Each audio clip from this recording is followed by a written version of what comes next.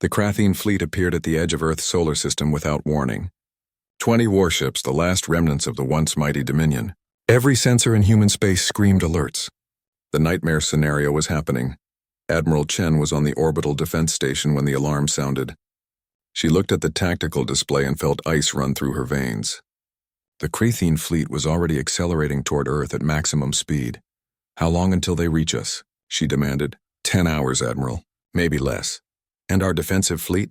The Indomitable and her escort ships are 3 hours out. The rest are scattered throughout the system. 10 hours. Chen had 10 hours to stop a suicide fleet carrying enough biological weapons to kill every human on Earth. She activated the system-wide communication channel. "All ships, all stations, all defensive platforms. This is Admiral Chen. The Krathene are here. They're coming for Earth. Everyone fights. Everything we have. No retreat, no surrender. Hold the line." Across the solar system, humans responded. Mining stations armed their basic weapons. Cargo ships positioned themselves to ram if necessary. Every orbital platform charged its weapons. Even civilian vessels moved to intercept if they could. Earth would not fall without a fight, though the first engagement happened near Mars. A small defensive fleet of 15 human ships met the Krathene advance. They knew they were outnumbered and outgunned, but they also knew they were buying time for Earth to prepare. The battle was brutal. Human ships used every trick they had learned in the past year. They attacked from unexpected angles. They used the asteroids for cover. They coordinated their fire with deadly precision. 5 Krathene ships were destroyed, but the human fleet was wiped out completely. The remaining 15 Krathene warships continued toward Earth. Warlord Jacques watched from his flagship's bridge. The humans fought well, he admitted, but it wouldn't be enough. His ships had one mission: reach Earth and deploy the biological weapons. Even if only one ship made it through, that would be enough. "How long until weapons range?" he asked. 6 hours, Warlord. 6 hours. Then Earth would burn, and humanity would finally understand the price of challenging the Dominion. But Jacques didn't know about the New Horizon Memorial. It had been a cargo ship once, designed to ferry supplies between colonies. After the massacre on New Horizon, the families of the victims had bought it. They retrofitted it with armor. They added weapons. They renamed it. And now, commanded by Richard Santos, Maria's husband, father of that brave little girl, it positioned itself directly in the Krathene fleet's path. "This is the New Horizon Memorial," Richard broadcast on all channels. "For my wife, for my daughter, for all 40,000 who died, we will not let you reach our home." His crew consisted of 70 people, all family members of New Horizon colonists, all volunteers, all knowing this was their last day alive. The memorial accelerated directly at Jacques' flagship. "Ignore that ship," Jacques ordered. "It's one vessel. We'll destroy it easily." But the memorial wasn't trying to fight. It was simply ramming at full thrust. The Krathene fired everything they had at it. The ship's armor held for precious seconds, long enough to reach the flagship. The collision was catastrophic. Both ships exploded in a ball of fire and debris. Warlord Jacques died never understanding why humans would throw away their lives so willingly. But his fleet continued. 14 ships now, still enough to complete the mission. Admiral Chen's flagship, the Indomitable, dropped out of faster-than-light travel right in the Krathene fleet's path. She had 20 ships with her. Not enough to win, but enough to fight. "All batteries fire at will," she ordered. "Target their weapon bays. We can't let those biological weapons reach Earth." The space between Earth and Luna became a war zone. Ships fired at point-blank range. Explosions lit up the darkness. Debris filled the space lanes. And through it all, the Krathene pushed forward, determined to complete their mission. 3 more Krathene ships fell, but Chen's fleet was being torn apart. The Indomitable took a direct hit to its engines. The ship shuddered and began to drift. "We're losing power," the engineering officer reported. "Weapons are down." Chen looked at the tactical display. 11 Krathene ships remained. They were breaking through.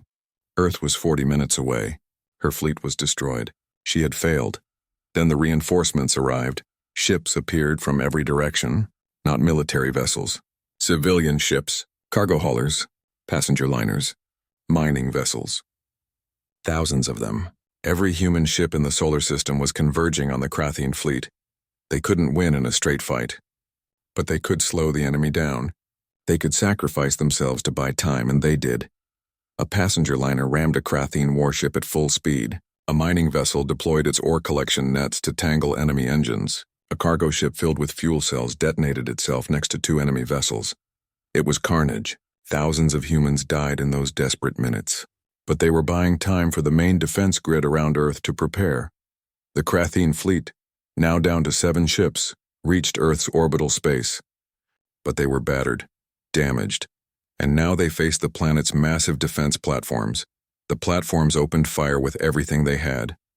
Kinetic weapons, missiles, laser batteries. The few remaining Kratheen ships tried to evade, but they were too damaged. Too slow. 5 more ships exploded. 2 ships remained. One turned to flee. The other, commanded by Jacques Rix's second officer, made one final push toward Earth. The biological weapons were armed. They just needed to reach the atmosphere. The ship was 500 kilometers from Earth when a retrofitted mining platform, controlled by a single human volunteer, thrust itself into the enemy vessel's path. The collision destroyed both. The last Kratheen ship trying to escape was hunted down by human fighters and destroyed before it could jump away. Silence fell over the solar system. The Battle of Sol was over. Admiral Chen stood on the damaged bridge of the Indomitable, looking at the casualty reports. 40,000 humans dead, exactly the same number as New Horizon.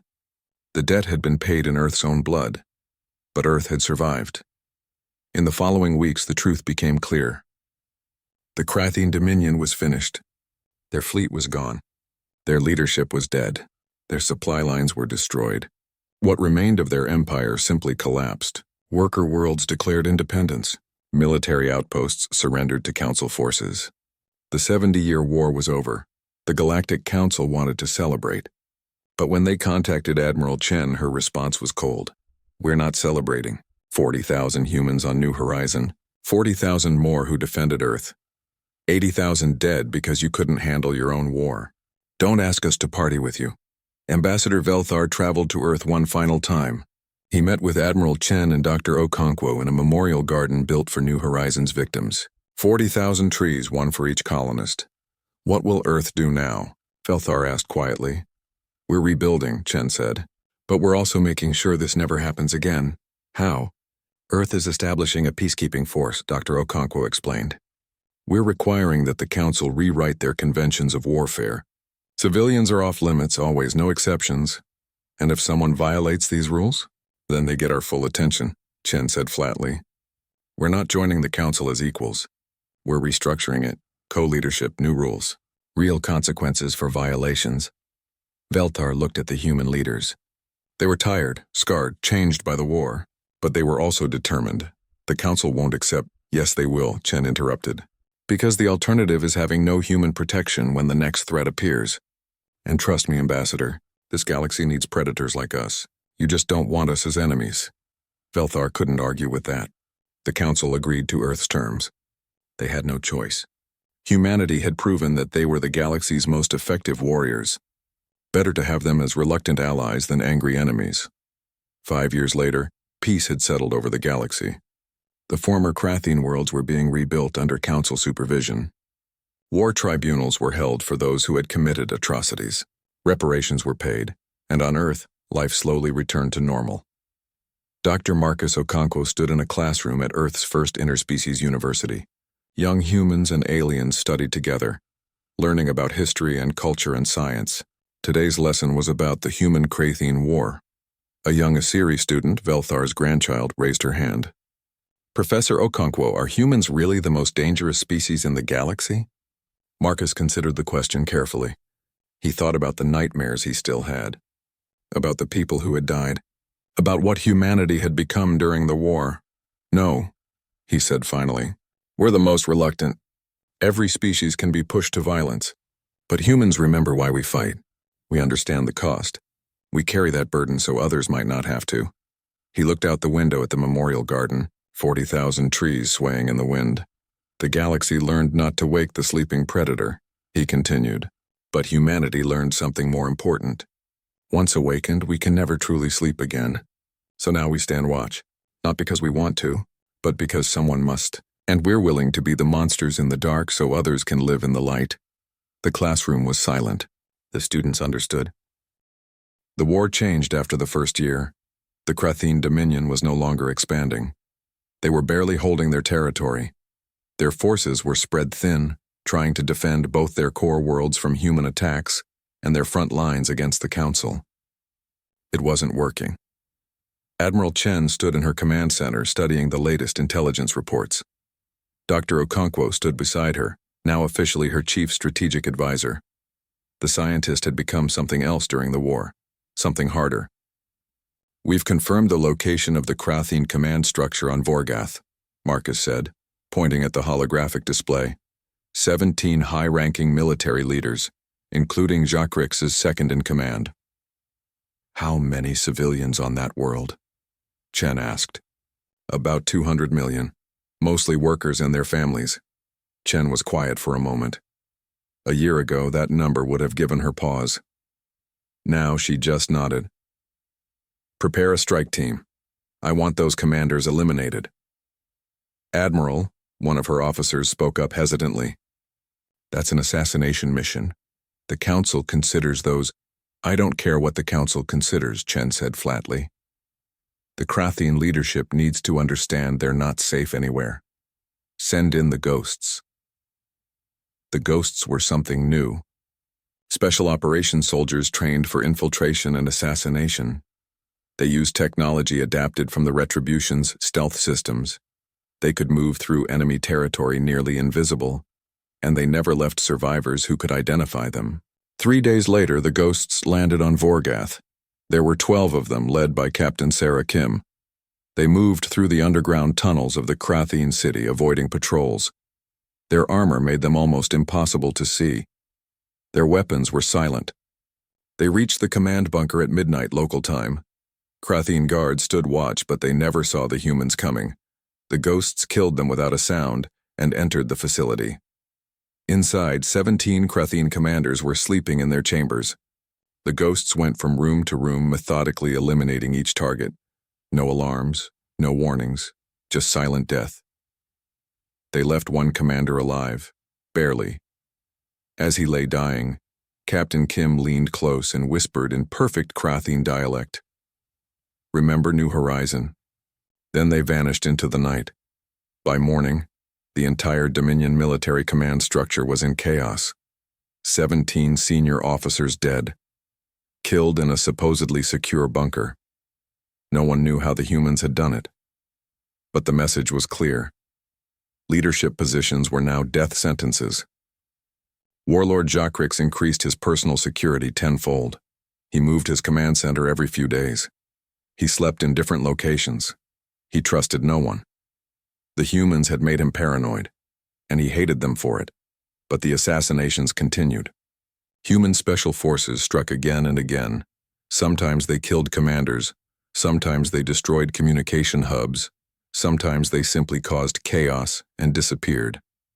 The Kratheen military started to break down as officers became too afraid to stay in one place long enough to command effectively. Meanwhile, the main human fleet continued its systematic destruction of Dominion infrastructure. They had developed a pattern that the Kratheen couldn't counter. Strike fast, destroy completely. Leave before reinforcements arrived. Never fight unless they had overwhelming advantage. The Council fleet, emboldened by human success, pushed forward against the weakened Kratheen front lines. Worlds that had been under Dominion control for decades were liberated.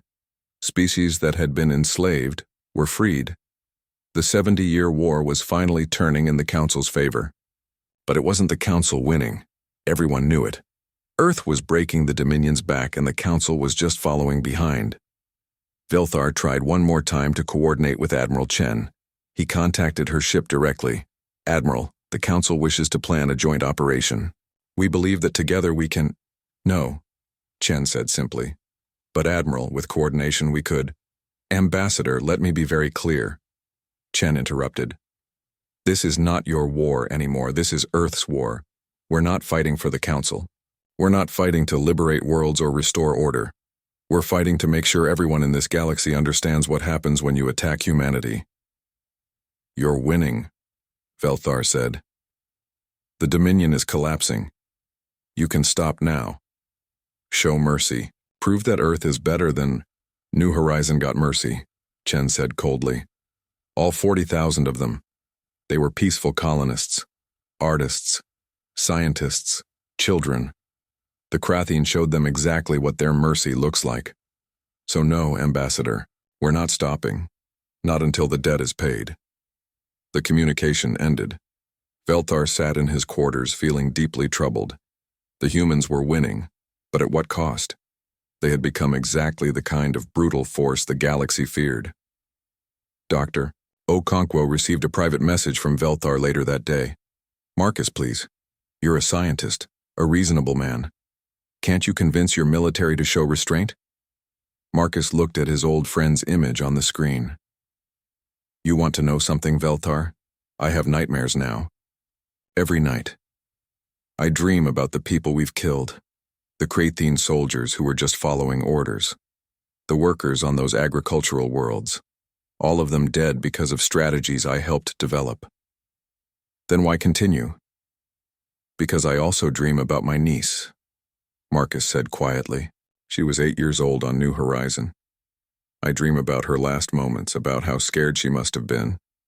And then I wake up and I keep working, because someone needs to make sure that never happens to another human child. Even if it costs me my soul. Velthar had no response to that. Meanwhile, Warlord Jakrix was planning something desperate. His military was falling apart. His supply lines were destroyed. His commanders were being assassinated. The Council was retaking worlds at an alarming rate. He needed to change the situation dramatically. Gather every warship we have left, he ordered his remaining advisors. Every single one. Strip the defenses from our core worlds if necessary. Warlord, that's suicide. The humans will. The humans are the problem. Jakrix clicked angrily. We can't win a long war against them. They're too patient, too efficient, so we're going to force a quick resolution. How? We're going to strike at Earth itself. His advisors were shocked. Warlord, Earth's defenses are substantial, and it's deep in their territory. We'd never. We have ships with experimental slip drive technology, Jakrix said. Untested, dangerous, but they can bypass normal detection and jump directly into a system. We use them to punch through to Earth. We deploy biological weapons. We don't try to win a battle. We just hurt them enough to force negotiations. It's a suicide mission. Yes, Jakrix agreed. But we're dying anyway. At least this way we die fighting. And maybe, just maybe, we hurt them enough that they'll agree to peace. He assembled a fleet of 20 ships. It was everything the Dominion had left. Every available warship, loaded with biological weapons designed to sterilize planets. Weapons they had never used before because even the Krathene considered them too horrible. But desperation made monsters of everyone. The fleet prepared for its final mission. Soldiers boarded the ships knowing they wouldn't return. But they were Krathene. They didn't fear death, they feared dishonor. And losing to a species of primitive deathworlders felt like the ultimate dishonor. Warlord Jakrix would lead the attack personally.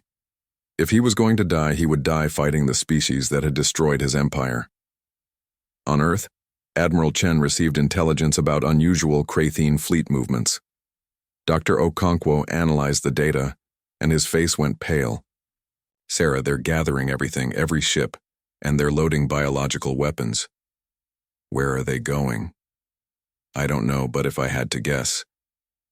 Marcus looked at her with fear in his eyes. They're coming here. To Earth. Chen immediately activated every alert system. Defense fleets moved to protect the homeworld. Every station went to maximum alert. Earth's military, spread across the galaxy fighting the Dominion, began pulling back to defend their home. But would they make it in time? How long until the main fleet can return? Chen asked. 3 days minimum. If the Krathene use their experimental drives, they could be here in hours. Chen looked at the defensive positions around Earth. Substantial, but not designed to stop a suicide fleet loaded with planet-killing weapons. She had been so focused on offensive operations that she had left their homeworld vulnerable. Recall everyone, she ordered. Every ship, every soldier, everything comes home. Now. But even as the orders went out, she knew it might not be enough. The Krathene had one last move to make, one final throw of the dice.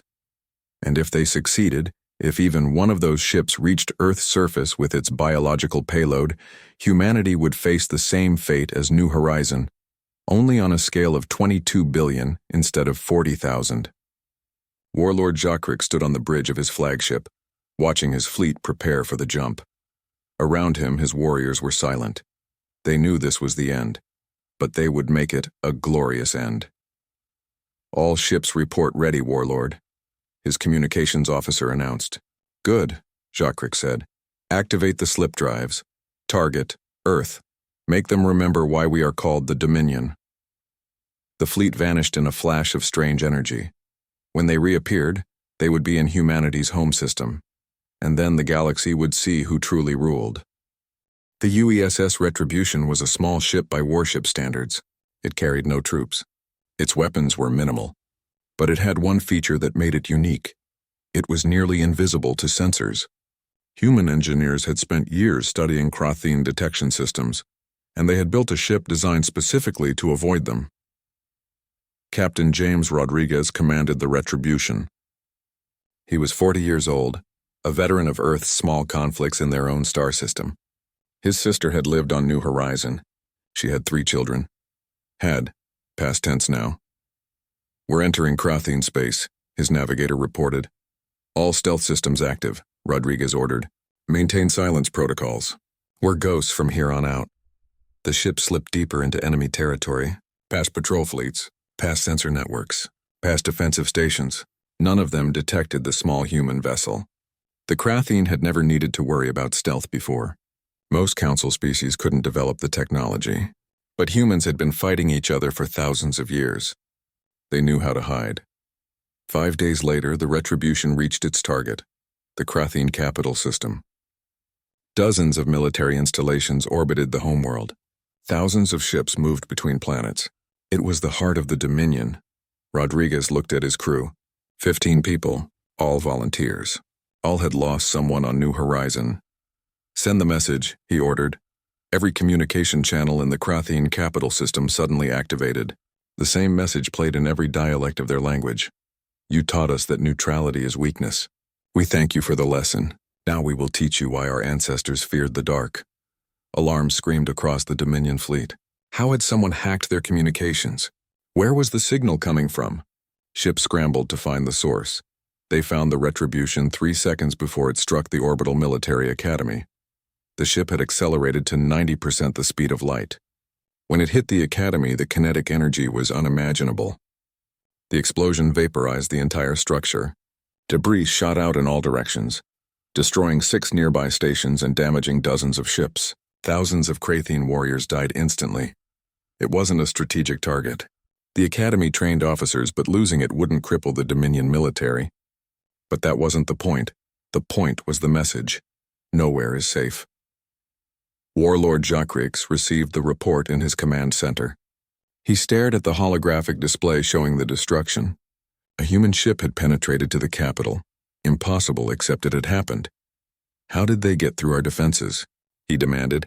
His advisors had no answer. The technology required for that level of stealth was beyond anything the Council possessed. The humans had capabilities that intelligence had missed completely. And the crew, Jacques asked, they didn't escape, Warlord. The ship was designed for a suicide run. Jacques felt something he rarely experienced. Uncertainty. The humans he had dismissed as weak had just struck at the heart of his empire. And they had done it by sacrificing themselves willingly. What kind of species did that? Increase security on all orbital installations, he ordered. And find me more information about human capabilities. Everything we have is apparently wrong. But the Retribution was just the beginning. 3 days later, the main human fleet arrived at the edge of Krathene territory. 800 warships emerged from faster-than-light travel in perfect formation. Admiral Chen stood on the bridge of her flagship, the UESS Indomitable. All ships report ready, Admiral, her communications officer reported. Good, Chen said. Transmit the target packages. The Council had been watching human fleet movements with great interest. Velthar was in the command center when the human fleet appeared. He studied the tactical display. trying to understand Earth's strategy. They're not heading for the military strongholds, one council strategist observed. They're moving toward agricultural worlds? Velthar understood immediately. They're not trying to defeat the Krathine military. They're going to starve them. That's barbaric, another council member protested. Those farming worlds have civilian populations, workers, non-combatants. The Krathine don't recognize that distinction, Velthar said quietly. And apparently neither do the humans anymore. The human fleet split into multiple groups, each heading for different targets. The Krathine military scrambled to respond, but they were positioned to defend against council attacks, not this new strategy. Their fleets were at the front lines, far from their supply worlds. The first target was Krakthor 7, a breadbasket world that fed billions of Krathine soldiers. The human ships arrived and immediately began bombing agricultural centers from orbit. They used weapons the Council had never seen before. Not plasma or lasers, but kinetic strikes that simply dropped heavy objects from orbit at incredible speeds. The destruction was total. Fields that had fed the Dominion for decades were turned into craters. Processing facilities were smashed. Storage depots were obliterated. The human fleet spent 6 hours ensuring nothing survived, then jumped to the next target. They hit 17 agricultural worlds in 3 weeks. The Krathine military tried to stop them, but human ships were fast and their tactics were unpredictable. They would hit a target, destroy it completely, and vanish before reinforcements arrived. But it was on the ground where humans truly showed their difference. The Krathine had a manufacturing world called J-Tak. It produced the armor worn by their warriors. The facility was defended by 10,000 soldiers and automated defenses. When human ships arrived in orbit, the Krathine were confident they could hold out until their fleet arrived. Then the humans landed troops. The battle became a nightmare for the Krathine defenders. Human soldiers fought in ways they had never encountered. Instead of facing them directly, humans infiltrated through service tunnels. They set traps. They used explosives to collapse buildings. They fought at night when Krathine vision was weaker, and they never stopped. Krathine warriors needed rest periods. Humans seemed to fight in rotating shifts, never giving the defenders a moment of peace. When Krathine soldiers took positions, humans would wait for days if necessary, then strike when exhaustion set in. The facility fell in 4 days. The human commander, Colonel Anna Kowalski, reported back to Admiral Chen. Target secured, Admiral. Total destruction of manufacturing capability. We lost 300 soldiers. And the Krathine garrison? No survivors, sir. As ordered, Chen nodded. Well done, Colonel. Move to the next target. Dr. Okonkwo was working with the military now. His knowledge of Krathine biology had become a weapon. He had discovered that the Krathine used pheromones to coordinate their troops. Complex chemical signals that told them when to fight, when to retreat, when to stand down. So Earth developed chemical agents that disrupted those pheromones. The first time they used it, an entire Krathine battalion became confused and disorganized. They started fighting each other. By the time the effect wore off, half of them were dead and the rest surrendered to human forces, except humans weren't taking prisoners. Chen's orders were clear. Marcus Velthar contacted Dr. Okonkwo after hearing reports of the pheromone weapon. This is chemical warfare. The Council banned these weapons centuries ago. They're considered inhumane. Inhumane, Marcus repeated, his voice flat. Like broadcasting the murder of 40,000 civilians? That kind of inhumane? The Krathine are monsters. We know this. But if you become like them, we're not like them, Marcus interrupted. We're not enjoying this. We're not doing it for conquest. We're doing it because it's necessary. They need to learn that touching Earth comes with consequences. And after you've taught them this lesson, what then? Marcus was quiet for a moment. Then we'll stop. But not before. Not until the price is paid in full. 6 months passed. The Krathine Dominion was reeling. 40% of their agricultural output was gone. Manufacturing was crippled. Their logistics were in chaos. The front lines against the Council began to collapse as supplies ran out. Warlord Jokrix called an emergency meeting of his war council. The holographic displays showed disaster after disaster. Human forces were everywhere, striking and disappearing.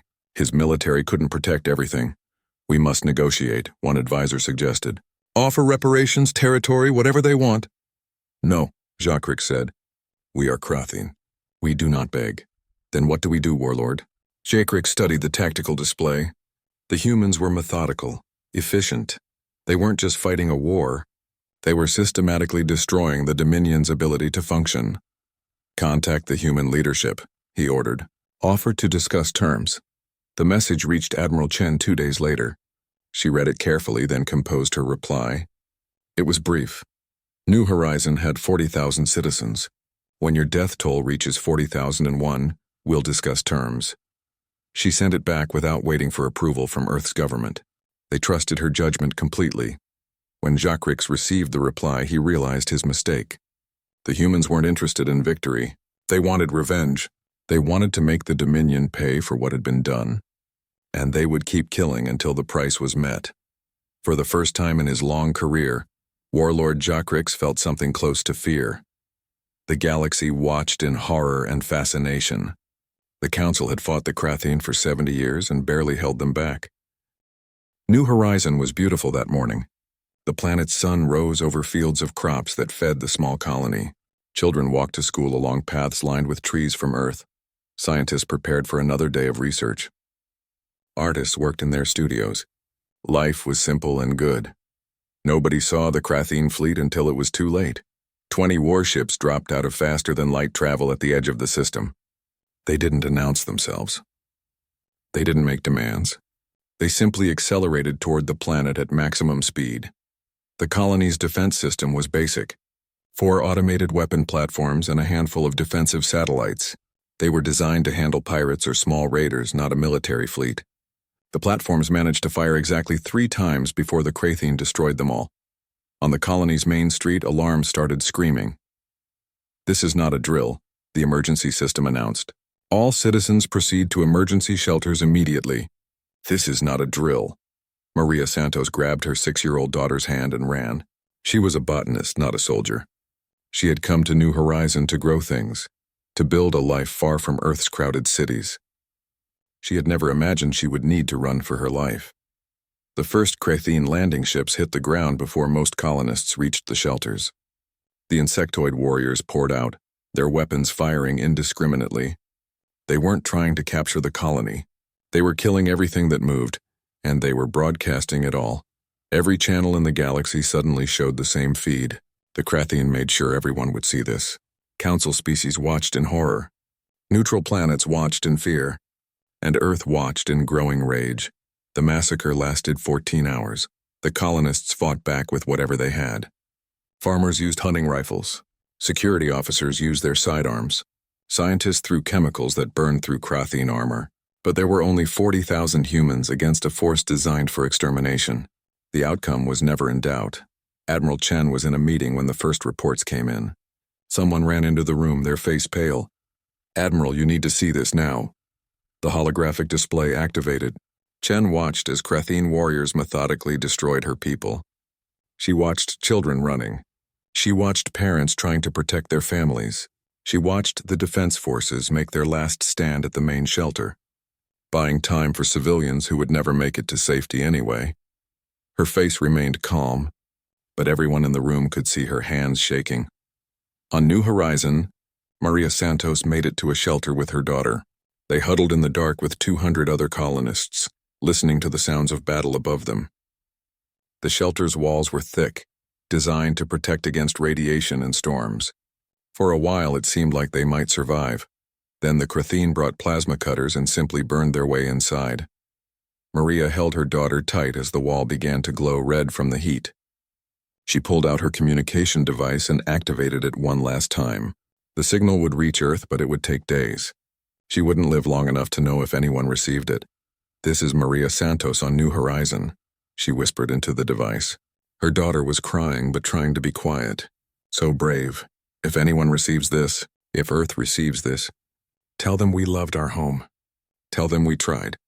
Tell them," her voice broke. "Tell them to remember us." The wall collapsed inward. The recording ended. Dr. Okonkwo watched the broadcast from his lab. He had been analyzing Kratheen biology, trying to understand their weakness. Now he watched them destroy a human colony, and all his scientific detachment vanished. He had cousins on New Horizon, a niece, friends gone. His communication device chimed. It was Admiral Chen. "Marcus, I need you in the command center now." When he arrived, the room was packed with military officers and government officials. Everyone was watching the feeds from New Horizon. The Krathian were making sure to show every detail, every death, every scream. And then Warlord Jokrix appeared on the screen. The massive insectoid warrior stood among the ruins of the colony's main settlement. Behind him, fires burned. Bodies lay everywhere. He clicked and chittered in his language, but the translation scrolled across the screen. "This is the fate of neutrality," Jokrix announced. "You who watch from your safe worlds, you who think you can avoid choosing sides in this war. See what happens to those who harbor potential council allies. See how fragile your peace truly is. Choose your side or we choose for you." The broadcast ended. The room was silent for a long moment. Then Admiral Chen spoke, her voice quiet but sharp as broken glass. "Get me the president. Get me every military commander. Get me representatives from every nation on Earth. I don't care what time it is where they are. I don't care if they're sleeping. Get them all. Now." Within 6 hours, Earth's leadership was assembled. The meeting took place in a secure facility deep underground. Presidents, prime ministers, military commanders, intelligence chiefs.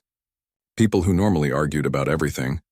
People who represented nations that had fought wars against each other for centuries. For the first time in human history, they all agreed on something. "Total War Protocol is hereby authorized," the UN Secretary General announced. "Admiral Chen has full authority to mobilize all military assets and coordinate with national forces. The production of weapons and warships is now Earth's top priority. All available resources are to be directed toward the war effort." "Just to be clear," one president said, "we're not going to help the Council win their war. We're going to destroy the Krathian completely." "Yes?" "Yes," Chen said simply. "Every last one of them." The meeting ended. Orders went out across Earth. Military reserves were activated. Shipyards that had been building cargo vessels started building warships instead. Factories retooled for weapons production. Scientists were pulled from civilian research and put to work on military technology. And the people of Earth? They supported it completely. Every news channel showed the footage from New Horizon on repeat. Everyone knew someone who had died there. Everyone understood what had happened. The Krathian had taught humanity a simple lesson. In this galaxy, neutrality was death. Well, humanity was ready to teach them a lesson in return. Velthar received the message from Earth 2 days later. He was surprised.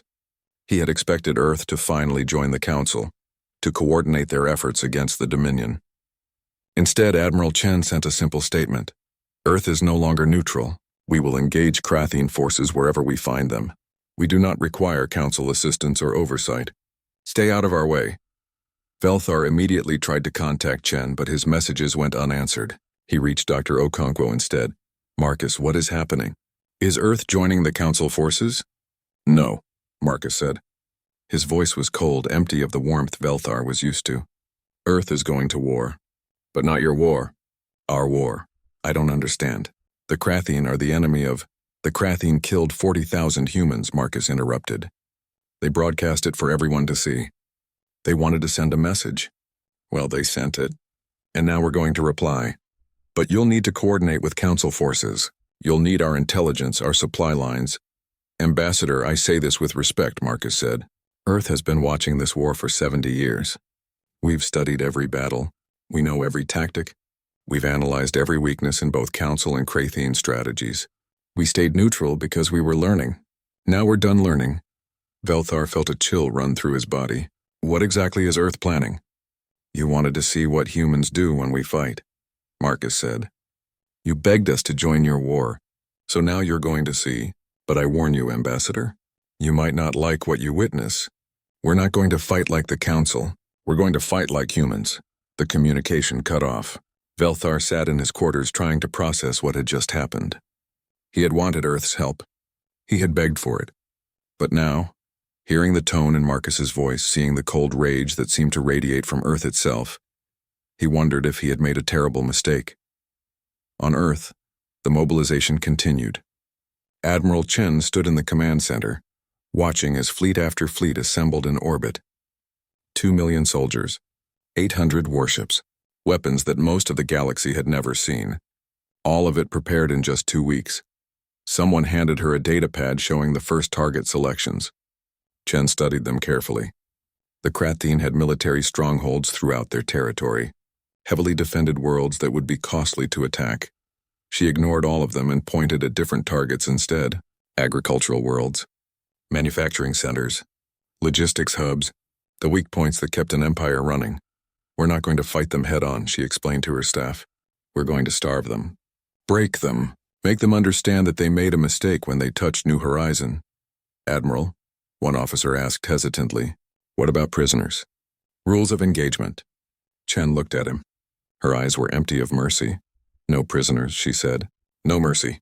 They get the same courtesy they showed our colonists. They wanted to teach the galaxy a lesson about neutrality. Fine, we'll teach them a lesson about consequences." The fleet began to move. The war had been going on for 70 years. Across 3 arms of the galaxy, hundreds of worlds burned. The Galactic Council called it the Great Conflict. The soldiers who fought in it called it Hell. Ambassador Velthar stood at the observation deck of the council station, his long fingers pressed against the transparent wall. Outside, damaged warships limped back from another failed battle. He had lived for 300 years, and he had never seen anything like this war. The Kratheen Dominion was winning, and everyone knew it. The Kratheen were a nightmare made real. They looked like massive insects with hard shells that could stop most weapons. They had 4 arms, each strong enough to tear through metal. Their eyes saw in spectrums that most species couldn't even imagine. But the worst part was their mind. They thought of other species as nothing more than food or slaves. They didn't negotiate. They didn't show mercy. They simply conquered and destroyed. 17 civilizations had already been wiped out completely. Not defeated, not enslaved, exterminated. Every man, woman, and child killed. Their worlds turned into breeding grounds for more Kratheen warriors. The Council was losing, and Velthar knew they needed help desperately. That's why he was going back to Earth. Again. Humans were strange. Velthar had been studying them for 40 years, ever since they had discovered faster-than-light travel and stumbled into galactic politics. They came from a planet that most Council species would consider a death trap. Earth's gravity was punishing. Its atmosphere had oxygen levels that were almost toxic. Its weather systems were violent and unpredictable. The planet was covered in bacteria and viruses that had evolved to be aggressive killers. And the humans themselves? They were persistence hunters. On Earth, they had chased their prey for days until the animals collapsed from exhaustion. They could run for hours without stopping. They could survive wounds that would kill most other species. They healed fast. They adapted faster, but they refused to fight. Every time Velthar visited Earth, he asked for help. Every time the answer was the same. "We appreciate the Council's friendship," they would say. "But this is not our war. We will remain neutral." It made no sense to Velthar. He was telepathic like most Isiri. He could read emotions and surface thoughts from almost every species in the galaxy. But not humans. Their minds were locked away behind walls he couldn't penetrate. It frustrated him. He needed to understand why they wouldn't help. The transport ship approached Earth 3 days later. Velthar looked down at the blue and green planet with a mixture of hope and frustration. 22 billion humans lived there, all on one world.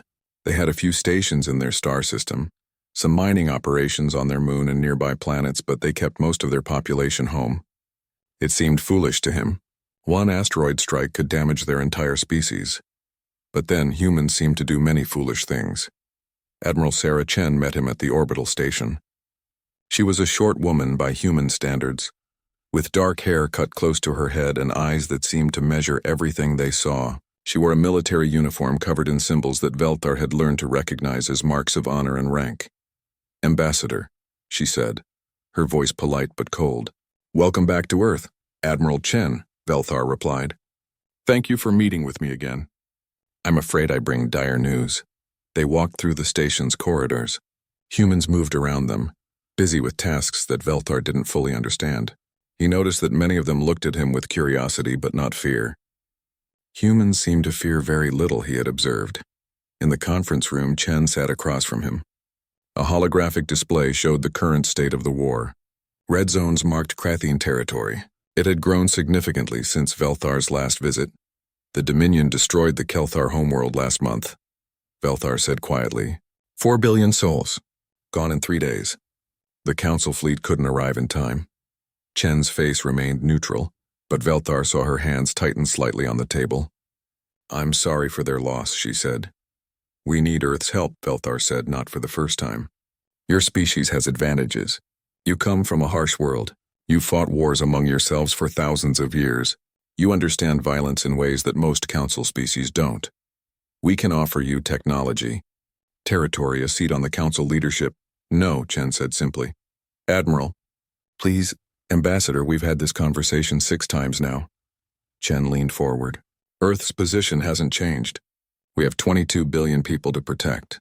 We have one planet. We don't have the industrial capacity to fight a galaxy-wide war, and frankly, we don't understand this conflict well enough to choose a side." "Choose a side." Velthar's voice rose, something that rarely happened to the usually calm Asiri. "The Krathian are exterminating entire species. There is no choice here. There is only survival or death." "For you, perhaps," Chen said quietly. "We're not part of the Council. The Krathian haven't threatened us. We're staying neutral." Velthar wanted to shout at her. He wanted to explain that neutrality was impossible, that the Dominion would eventually come for Earth too.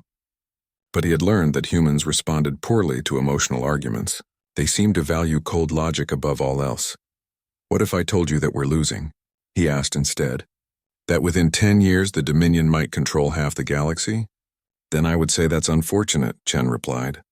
"But it doesn't change our position." The meeting ended like all the others. Velthar returned to his ship feeling defeated. As he prepared to leave Earth's system, he received a message from Dr. Marcus Okonkwo, one of Earth's leading scientists on alien species. They had become something like friends over the years. "I'm sorry Sarah is so stubborn," Marcus said over the communication link. His face appeared on the screen, dark-skinned and smiling despite the serious situation. "She's not heartless, you know. She's just doing what she thinks is best for humanity." "I know," Velthar said. "But I don't understand. Your species isn't afraid of violence. Your history is filled with wars. Why won't you fight now when it matters most?" Marcus was quiet for a moment. "We fight when we need to," he said finally, "when there's no other choice. But we've also learned that wars have costs. Heavy costs. We've lost hundreds of millions of people in our conflicts. We've nearly destroyed ourselves several times. So now we're careful. We watch, we learn. And we only fight when we absolutely must. And when is that?"